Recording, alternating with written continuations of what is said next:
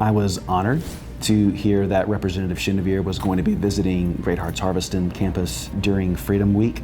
It's truly an honor to be here at Great Hearts, and one reason I wanted to come is that this is in the great district that I get to serve, and so I wanted to be here and see all the great things that I had been hearing about Great Hearts.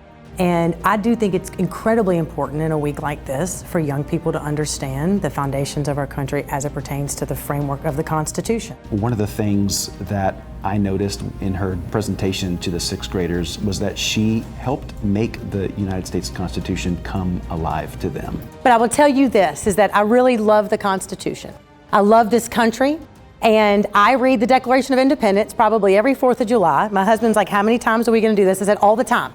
Because I believe that we have to understand where we are in this country. We need to understand our founding fathers. What was the intent? What were they thinking? What was their goal? What were they doing when they were writing these documents? So in talking to the students today, number one, I always want to try to make it feel like it's can be fun or just engaging to talk about the Constitution, because the young people, they think it's an old document. What is so exciting about this? But I think if people like myself who serve in government, who want to serve people, can come into environments like this, I think it helps them realize that government is way closer than what they think, and that we actually care about the people. She asked a lot of good questions, she answered a lot of good questions, and really put the spotlight where it needs to be this week, which is on the Constitution and on the beautiful government that the framers and the founders created so that we could have the freedoms that we enjoy today. We were able to give Representative Chenevierre a tour of our entire campus, but we were able to highlight 2 particular classes that she got to visit. One was a 6th grade literature and composition class, where she saw students beginning to engage in a very Socratic way with a key text here in our Great Hearts curriculum, the novel Shane. She got to see all students engaged in discussion and to really begin to read literature as literature. We were also able to show her a 4th grade math class, a Singapore math class, and to see the student engagement there, the interaction.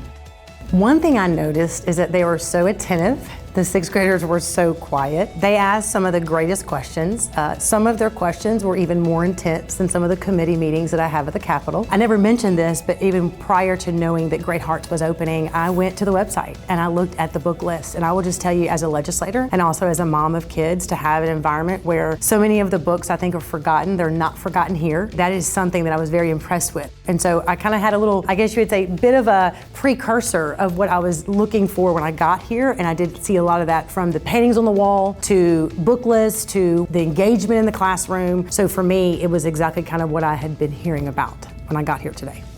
Our students are going to be more and more exposed to these old documents as they go through our Great Hearts curriculum. And so for 6th graders, right, they know now that the Constitution is extremely important. They have had a personal interaction with a state representative. I really hope that they're looking forward to diving into those types of documents, the Declaration of Independence, the Constitution, in the coming years, especially in 9th grade when they go through it more thoroughly in our Humane Letters class. I believe we are in the greatest country on the planet. We all have our issues and concerns, but I believe heavily in what has happened in this country. It stems from our founding fathers and the Constitution.